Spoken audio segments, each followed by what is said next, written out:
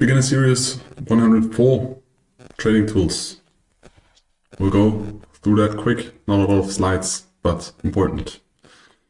Your trading desk is gonna be the place where you spend most of the time trading, and it will have a big influence on the trading decisions you make. Either they are good or not that good, and you're focused and you stick to your plan, or you don't.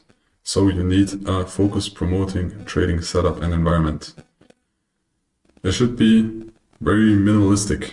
You focus on your screen, you focus on the markets, reduce the screen on the relevant information, reduce the noise there is. Yes, you can of course have background music, but try to reduce pop-up messages you get or things that get you out of the zone of analyzing the markets or trading itself. You need to focus on the markets, you need to focus on your trades, you need to focus on your analysis and the process, and your environment should support that.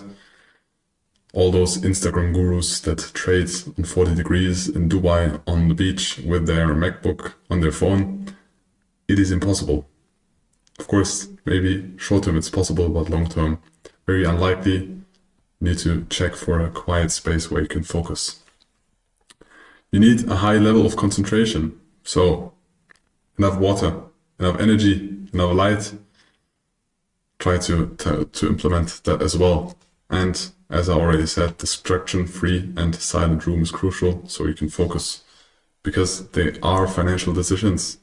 And every decision is very important in trading in financial space, because if you don't do the right risk management, you can do a lot of damage. And that's why you need to focus. Secondly, on your part of your trading desk, there is a computer. Either it is a real computer, like shown in this AI-generated picture, or it can also be a laptop, but it should not be a phone. For normal price action software, any computer is okay. So if you don't want to get deep into order flow, order book trading, I think most of the computers nowadays, laptops, will do that. You don't need specific CPUs for that. For order flow softwares, you will need more calculation power. So you might want to choose for higher end computer, i5 and above. It's not high end, I know, but it's like the minimum you should get. Or depending, you can also get an AMD or a Mac CPU, but this is the minimum you should get. And maybe 8 GB of RAM, because you need a lot of storage for that data. The data feeds take a lot of storage if they want to run or should run smoothly, and if you make very quick decisions, it should run smoothly, because if you have a delay of 1 or 2 seconds, it can be long in intraday trading or scalping. And then third, you need a trading or charting platform, so a platform you trade, but also a platform you chart for the technical analysis, but where you can also view the fundamentals, of course. For charting and price action only, TradingView is the best platform there is. Easy to use, cheap in comparison to the others, and as I said, it has a very good interface.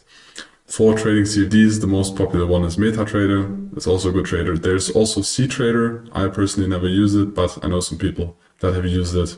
Also an option. It depends on the things you prefer. And for trading futures or general assets with order flow, there is a wide range of brokers. There is Deep Charts or Sierra Chart, which we use. There is NinjaTrader, Atas, Bookmap. All of those brokers have things in which they are better or worse.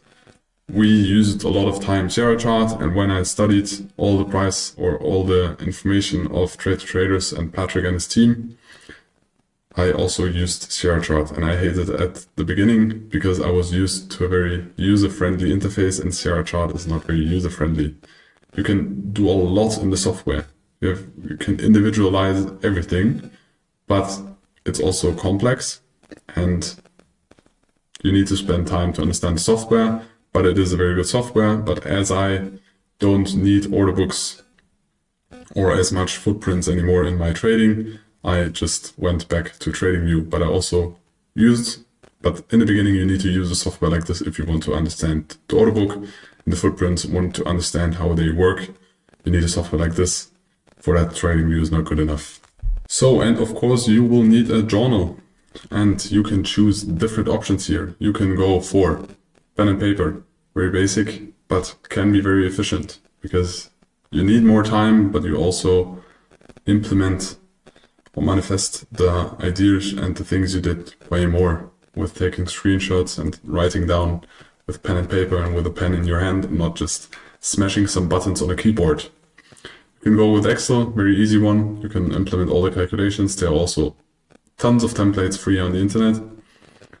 You can go with Google Sheets if you want to be more flexible on different devices. You can go with Notions. There are also a lot of templates with Notion out there.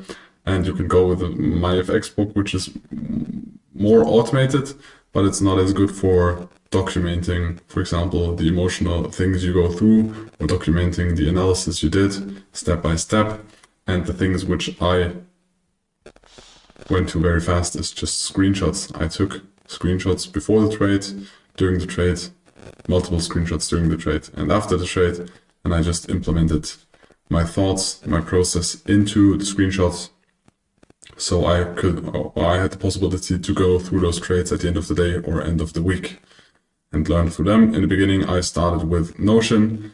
I had a very intensive Notion template built for myself, but it was very time consuming, and I was looking for an option that consumed less time, and then I decided with the screenshots.